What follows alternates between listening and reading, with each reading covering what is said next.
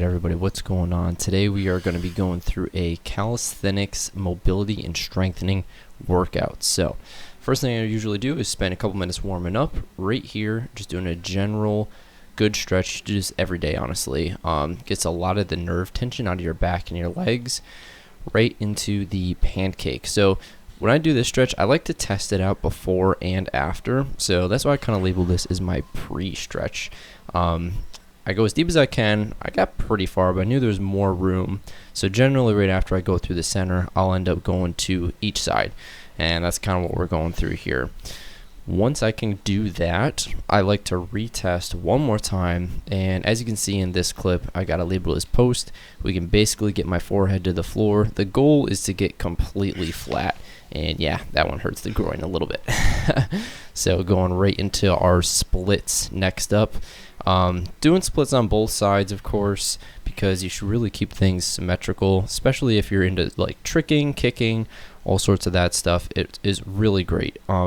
So right here, my right side looks pretty good. I actually haven't practiced this in quite a while, but I try to get it on both sides. I used to be able to get both sides pretty easily. Today it's a little bit more of a struggle on the left. You can see I'm maybe like an inch off the ground or so. Not quite flat, but almost there. And then this is the middle split. This is the bane of my existence for sure.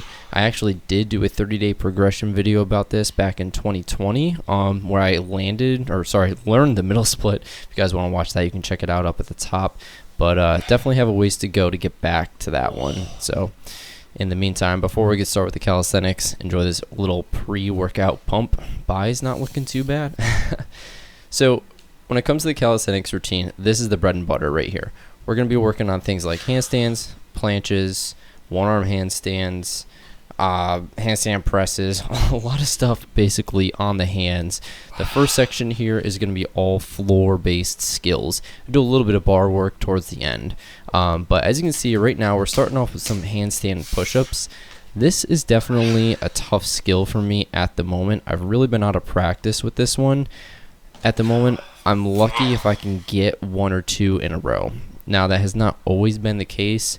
Earlier this year, I actually made another 30-day progression video right here about learning how to do handstand push-ups in a row, and I was able to actually get 3. So if you guys want to give that a watch, make sure to click it at the top right here. I kind of go over everything that I did during the 30 days to actually achieve this.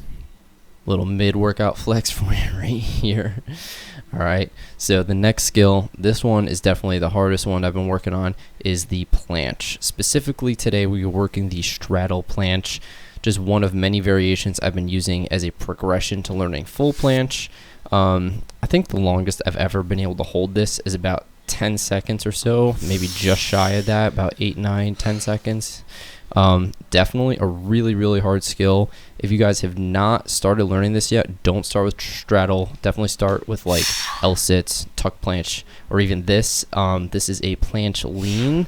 I've actually never used dumbbells or anything like that to elevate my hands, but I see people do it all the time, so I figured I'd give it a shot. But even just holding that position for a while, it gets super challenging.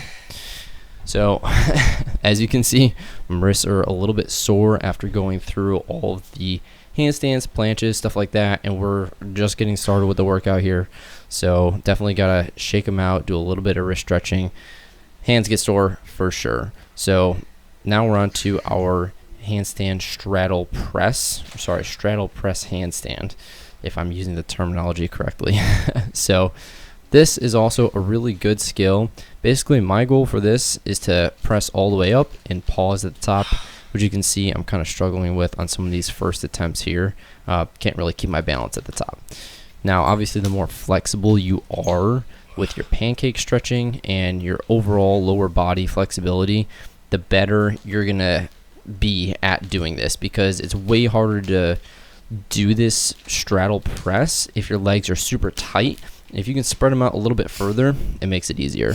So right now I'm sulking in the corner just because I'm not happy that I haven't been able to fully balance one yet.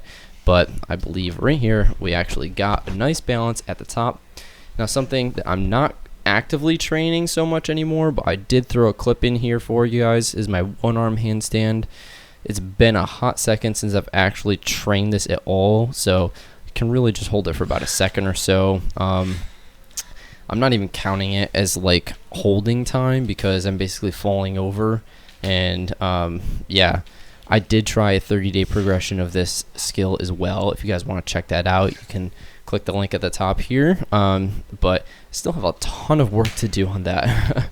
I will say, if you can do handstands already, definitely try any of these variations with push-ups, presses, even starting to learn planche is going to be really, really fun for you.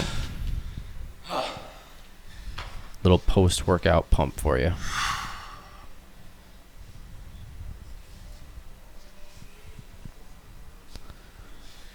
I will tell you guys, my hands freaking hurt. After all of that pressing, my wrists get super sore.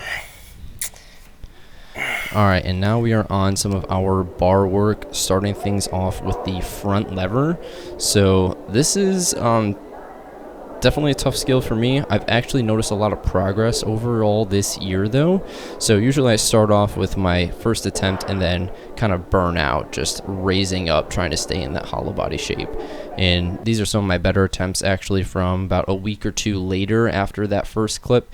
This is at my parents' house, obviously. And then I didn't film too much about this today, but one arm pull-ups, definitely working these in every week. This is actually my first one in like 2 years. Usually after all that, I like to rep out just some muscle ups to end it. And yeah, I was able to get about 5 in a row right here. So not too shabby, but that's kind of what my workouts are looking like these days. I try to do this routine about once a week, and it just keeps me limber, keeps me focused on some of my bodyweight skills. But especially going into the new year 2025, I have a lot more calisthenics goals in mind. So if you guys want to see any progression videos for those, or you just like this kind of content and you want to see more, make sure you subscribe to the channel. I'm going to try to post a lot more about my workouts, both weightlifting and calisthenics stuff, in addition to all my tricking stuff. So if you guys liked it, make sure to stick around, and I will catch you all in the next video. Peace out.